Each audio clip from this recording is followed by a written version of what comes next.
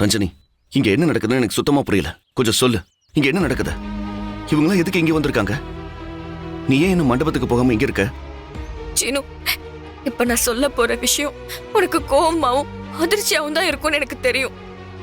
ஆனா நான் சொல்றத கொஞ்சம் பொறுமையா கேளு. இதோ நிக்கிறாரே ஏகே, இவர்தான் என் அப்பா.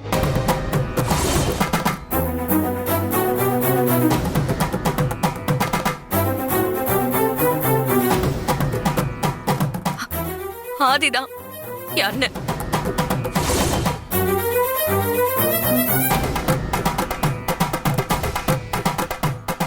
இவங்க என் அம்மா, அவங்க என் தாத்தா பாட்டி. இவங்க எல்லாரும் தான் என் குடும்பம்.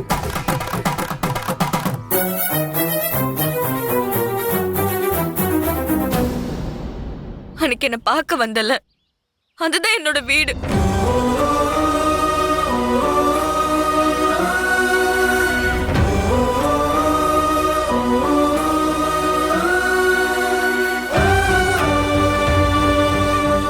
அந்த கம்பெனில நான் வேலை பார்க்கல, அந்த கம்பெனியே எங்களோடதுதான்.